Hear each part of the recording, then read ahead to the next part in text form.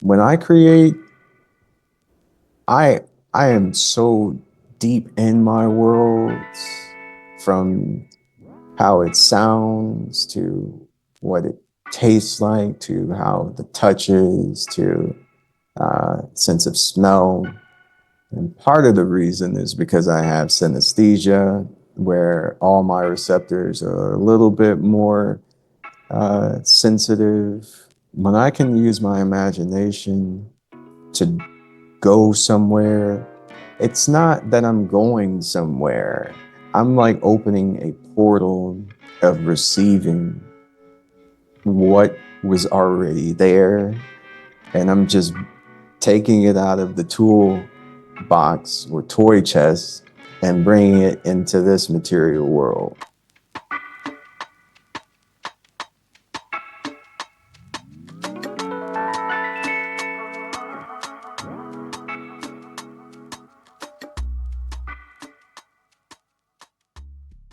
Welcome to the Born Creators Podcast, the show where we color outside the lines, leave the boxes behind, and reclaim our birthright as creators of our own lives. If you're ready for a reset, you're in the right place. I'm your host, Tony, an intuitive channel, guide, and artist, and today I'm here with fellow artist November Rose. November Rose is an electronic music producer and DJ from Pontiac, Michigan. He blends jazz, film, music, and various house genres to create culturally immersive sounds centered on romantic themes, complemented by an elegant and dramatic stage presence. Welcome to Born Creators, Rose. I'm so happy to have you here. How you Thank you. feeling? Yeah. I'm doing good and appreciate the intro. Yes, I love reading people's bios and just seeing how they take it in.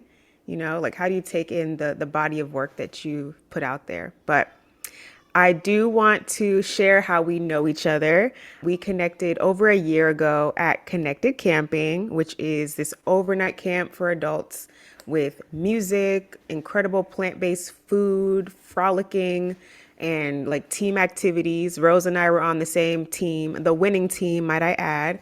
And we've been cool from there. And the universe just kept bringing us together at these various coffee shops around the city. And I took that as a signal for us to co create together. And this show feels like a perfect opportunity. So I'm so happy to have you as a guest, Rose. I'm so happy to be here. Yay. I'm so glad. So I definitely have witnessed you in your light. I've been to some of your events, right? I've seen your DJ sets, and what stands out is the curation of your image. You have a specific style. You have a specific hat that you wear, certain gloves, a certain vibe.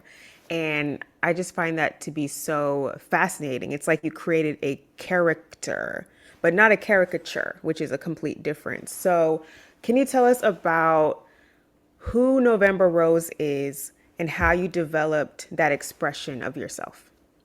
Excellent. Well, the name November Rose, November is my birth month. I'm a Scorpio, and uh, the Rose is a shortened version of my middle name, Roosevelt, which is a family name. It's my father's middle name. It's my grandfather's first name and his father's first name. And overall, the embodiment symbolically is around resilience and a predetermined, predestined, ordained perspective of being a person who's meant to thrive and blossom and show love. Uh, where I'm from in Michigan, when roses bloom in the wintertime, they're destined to be alive and to provide a sense or source of love, and also a rose has thorns. So whatever is beautiful also must be protected and also must protect others. So that's why I really like the rose. Around my style, the character building, I am a nomad of culture. I've traveled to different places around the world, and I've also immersed myself amongst different cultural environments where I picked what I felt resonated, and then it just became a living badge, a part of my identity. And so the hats, the gloves, all of these things represent a collection of cultures and other small representations of what I stand for as a human being.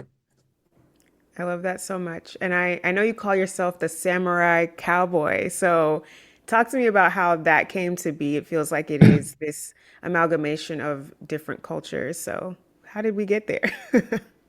Well, two things. So, samurai culture is rooted on discipline and reducing things to its essentials. And I've always had a very deep relationship and appreciation for traditional Japanese culture, and more so like old world Japan, waking up early, following specific things around Shintoism, where everything has a life or everything has spirit.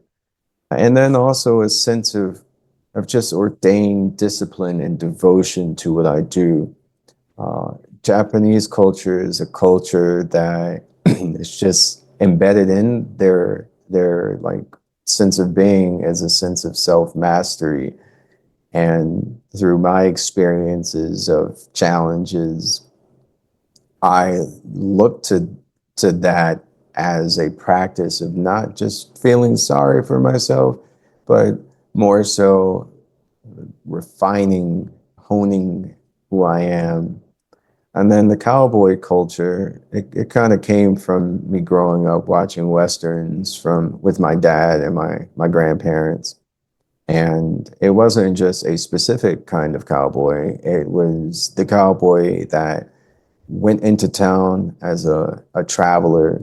And for some odd reason, some people really wanted to test who this person was, but they always remained calm, quiet, and well mannered.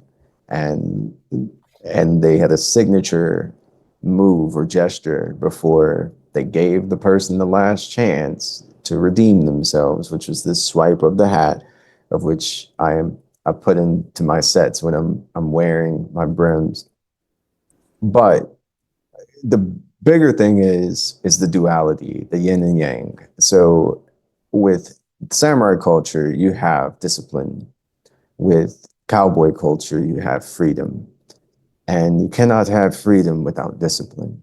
And you cannot appreciate discipline without freedom. Okay. I am having a moment because that is so profound. And I feel like our world has been very polarized, right? Sometimes it's even hard for us to hold two truths at the same time. To hold both discipline and freedom and embodying that is next level. That's giving self mastery. So I just want to say that's incredible. And I'm so glad I asked about what samurai cowboy even means because on the surface, you wouldn't necessarily take that away. Talk to me about your relationship with discipline and how that has shaped your work and how you work. All right. When I think of discipline, I think of it in a way more so related to devotion and regulation and constraint and restraint. When I think of discipline, I think about how can I create an environment of observation for myself where I can consistently show up or do one thing. And it's through that continual practice that I'm able to adequately evaluate either the nuances of what I'm learning as I'm processing. Yeah. So talk to me about the cowboy side of things and what Okay. is freedom really to you? Freedom is more profound than we allow it to be. Freedom for me is this self-acceptance. It's this awareness of my true sense of being. It's the awareness of that simultaneously with my awareness of my ego. It's the awareness when my ego is asking to drive the car. And it's also my awareness when I can instruct my ego that he must sit in the back seat. Uh, and it's also a sense of feeling like powerful beyond measure, where you can walk into a room and believe that you can connect with anything. And and I feel that's what freedom is to me. Just one last thing is Yeah. just a certain level of rebellion. I connect with more like earth-based activities, so like four-wheeling, riding horses and stuff of that nature, where I like motion and that breeze, that sharp laser feeling that goes past you when you're doing something exhilarating. That is also a part of the cowboy nature too. Okay. Yeah. Interesting. I don't know that side of you as much, the adrenaline junkie Rose, but that's very, very, very fascinating. And again, the dichotomy of discipline and devotion and kind of embracing the wild is what I would call freedom, is something I think we all grapple with. Something else I know you've been grappling with a bit or just accepting is the shifting nature of your relationship to ego. It's something we talked about a bit when we ran into each other recently. Can you talk about what you believe your ego to be and how you work with it as you create your music and your projects? All right. To me, my ego is a protecting agent. It is it's an entity that was developed by either inherited beliefs or experiences that I've had, and the culmination of anxieties, desires, wants, all of the above. Anything that was accumulated as a result of being extremely present or not present at all. And it's also the autopilot system that kicks in when I'm not being present. I'm not being in body, in my own body.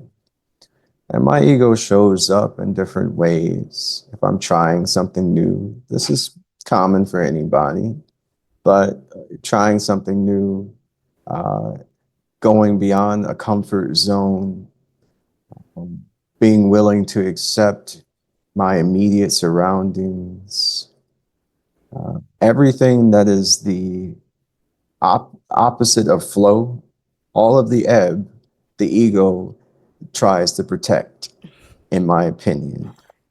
And and I that observation is quite profound because when I first started feeling those impulses, like, am I unsafe? Am I not this? Am I not that? Really, after I paid attention that I go through a cycle and there is a frequent, like there's a recurrence of this cycle, but each cycle yields a different feeling, sense of challenges and rewards. You start realizing that your ego is actually not who you are specifically as a being, but more so a reflection and a kind of like a skewed perspective of your sense of being. My opinion. Yeah, I love that. And I agree mainly with your description of ego. I think we can demonize the ego a bit much, but I feel like that's just a stage. And, you know, you're totally right about the ego wanting to protect its host and make sure that you don't change too much, that you don't, essentially it's afraid of annihilation. And so if you change and you transform, it can't exist in the same shape anymore. And so, even creating this show, stepping out and allowing myself to be seen, that ego absolutely is incredibly loud. And I think when you identify with your ego and you think it's you, You assume that, you know, it's impossible, that you're not good enough. All of those things, it just throws at you in your psyche. And I think mastery, and I see this in you, is learning to work with it, like allowing your ego to dissolve, connecting to the fact that the world is not just about you, that you are one with all beings. And I know that, you know, your practices and rituals and stillness help you connect to that truth. And then being able to be the driver with God in the car and saying, I want to go in this direction. Ego, work with me, right? Because we have to have egos to be in this dimension.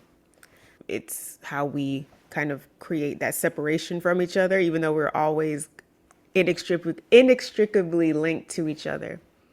So, yeah, it's just been fascinating to see how all of us are exploring our egos in different ways. I would love to segue to talking about a specific project that I got the pleasure of experiencing at your event, Required Taste, to celebrate the Required Taste album.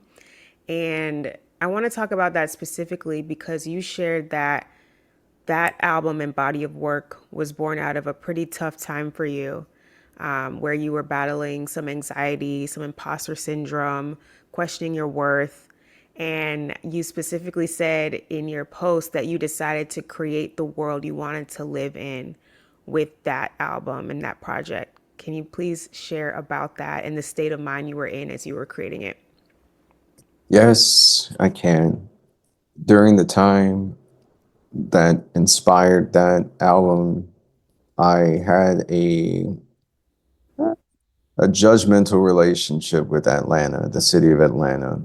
I was experiencing more outward, uh, not to the level of disdain, but discomfort when I would observe just a level of unkeptness, and I kind of got hung up on it to a point where it was a bit depressing to me. And it was a point where it started getting colder. So I'm temperature does influence how I feel as well. Like during that time when it was getting a little colder, it was hard for me to be grounded. And so I went inward and I reflected on the amazing times I had as a kid with the feelings that were associated with the 1990s. And I associated that time with being around all of the various aunts and cousins and grandmother. And my grandmother is a huge influence. She was stylish, but also rugged, refined, elegant, yet you already know kind of person. Uh, and during that moment, I remember how music sounded. I remember how commercials felt, from the Maybelline commercials, which had a specific type of essence of elegance and this new definition of what a woman is. And I liked how that sounded with my music. And I also liked just that grounding energy of the drums. I'm a percussionist. Drums have always been something that has been like, just that's what I heard first, the bass and the rhythm. And so combining that, some ethereality that goes with it, some like vibrant chords, moodiness, and this just chill, mild tempo, 113 BPM, inspired by South African house and amapiano music. It was a project that embodied this level of elegance that I was defining that wasn't perfect. It was a elegance that was created from grit and something that we can all relate to. I went to your, I believe it was like the launch event for Required Taste, and it was at this beautiful hotel in Buckhead. I don't remember where at the moment, but you walk in and it's just a whole mood. There's all these people just wearing their finest. There's charcuterie, before you get on your set, there's just like soft music playing, and I was like, oh, we're in a world. we are we've arrived somewhere. And for a second I was like, do I look, am I dressed well enough? Am I in the right place? And then I Oh, decided, like, nah, you're that girl and you're in the right place. And it was just such a profound event because it really spoke to, quite honestly, my bougie side. And so I'm a Taurus sun, you're a Scorpio sun. That's kind of an axis relationship. And I just feel like your your understanding of design and the aesthetic and how to set a mood is unparalleled. And the visuals for that experience were just like hypnotizing. I kept staring like, how did you make this? So I just want to wow. give you your kudos for not only creating the music, but then creating an event for people to be immersed in that world. And I think that's something other creators and creatives can take away. Like, don't just stop at the first part of the project. Like, take people on a ride, take them on a journey, like, bring them with you. And that's definitely something you did with Required Taste. Thank you. I am so happy you shared that with me. I am like honored that you felt all of that. I did. I felt so many things. There was a bit of a Q&A at that event, and one thing I asked was your relationship to your inner child and how that played a role in creating the album. Because I saw you just in your light. You were having a good ass time. So can you share, we talked about how you work with the ego. How do you work with your inner child when you're creating? Well, I think that my true self is my child. I'm never, like, I think that your truest self is a child. I think at its root, it's just a seed that reaches a certain point of adolescence, but still remains a level of childishness because it allows wonder to happen and curiosity and a potential, a sense of potential where you are always going to grow new limbs as a tree. You're always going to grow new leaves. And when I'm creating and when I can actually go into that flow state, my imagination is world building. When I create, I I am so deep in my worlds, from how it sounds to what it tastes like to how the touch is to sense of smell. And part of the reason is because I have synesthesia, where all my receptors are a little bit more sensitive than the median average of likely. But when I can use my imagination to go somewhere, it's not that I'm going somewhere. I'm like opening a portal of receiving what was already there, and I'm just taking it out of the tool box or toy chest and bringing it into this material world. I love that so much. That's channeling in my world. It's becoming a conduit for what source wants to create through you. And it's understanding that you're a powerful creator, but ultimately you are a vessel. And what I love about what you do is you say yes and you say, okay, I'm in, let's do this. And I'm going to execute it to the best of my ability. Can you talk about how, as essentially a team of one in the physical plane, you execute on these really bold ideas? Like, we Mm. talked about how you work with technology, but yeah, just share with us your your secrets, if you don't mind. Oh, sure. Well, I am. equally as technically proficient as I am artistically proficient. Part of that's genetics, and I think that combination allows for me to access the system thinking world and the creation world, and ultimately they're not two separate worlds. One is just a different lens of the other. So when I'm thinking architecturally and what I create, I'm thinking about the system's anatomy. Like, how does this relate to everything that would engage me or someone that I want to engage? Then there is the artistic side where you're building the visual chassis of what your intentions and thoughts are behind. And how do I want to give an essence to people?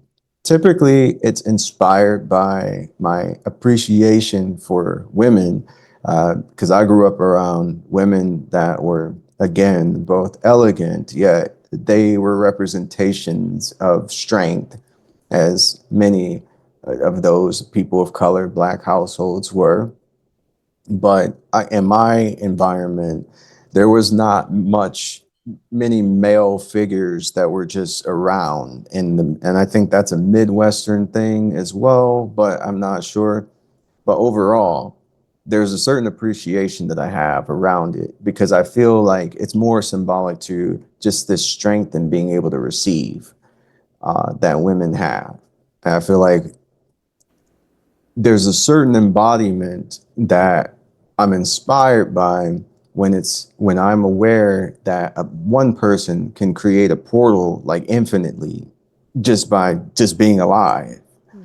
and they bring in a new human through that portal too. So there is a training and a unique gift that I got just being growing up around women. But at the spiritual sense, there is a level of appreciation around strengthening my ability to open up a portal and keep that portal open and then allow my divine masculinity to take what's in that portal and like propel it at the speed of like light, you know? So I think that's one of the things that kind of go into my creation process. That's incredible. And you're segueing perfectly into what I wanted to talk about next, which is essentially how you work with the masculine, right? And what even is divine masculine energy to you? Divine masculine energy is just the ability to progress matter forward and accelerate it into existence. It's to carry out something. It's a forward, outward moving motion. And that's my relationship with it. Sometimes it's imbalanced when I'm not giving myself the time to rest and recover, when I'm striving too much, when my ambition is trying to supersede my reality. And that shows up as rejection of the reality, not accepting what's in front of me, fighting, resisting. These are all signs of imbalances within the divine masculine.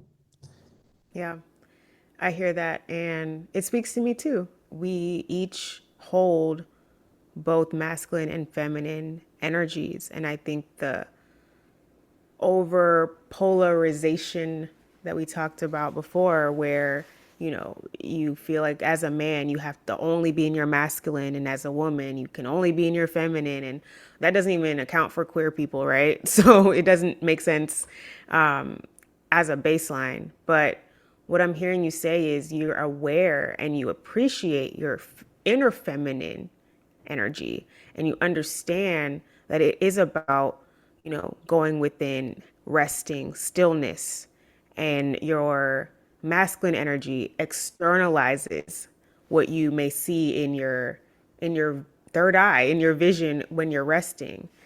And that is what you work with to bring your ideas out into the world. And so it may not be a perfect balance. And I certainly understand what it feels like to constantly be going between the two different energies. But, you to me represent someone who is getting close to understanding how to work with both of their energies as a man. So good job. Thank you. Yeah. Is there anything you would share with other men who are maybe grappling with how to embrace their inner feminine energy? Even that statement might turn some men off because of where they are in their evolution. Is there anything you can say Oh, about that? yeah. Well, we can just talk about it, just easy science. Okay. Think of a wall with an outlet. The opening, the outlet, the input where you can put any AC adapter, that's feminine. So what we're getting at is that feminine holds the power. The power is this world, this portal, this source. Masculine is the connection that goes into the power. So that allows for the connection to be made where you're able to receive the benefits of that power when connecting to it. But you must be able to have an opening in order for you to receive that level of energy. Then, where the imbalance happens is if there's too much being plugged in or too little being plugged in, you're going to have inconsistencies of source energy. And it also naturally will be inconsistent because energy is traveling through all kinds of things, and you may have interference. Interference can throw off your balance, your groundedness. If you're an electrician, that word grounded is also related to energy. So if you're not connected, if you're not like tuning, again, another electronic word, your electricity, your energy, you will always have an imbalance of male or masculine, feminine. So that's why you want to remain present, check in, take rest, unplug, restart, shut down. And like these are all things that we do with our devices. If we look at ourselves as a device, it would be much more analogous to be able to engage in this process.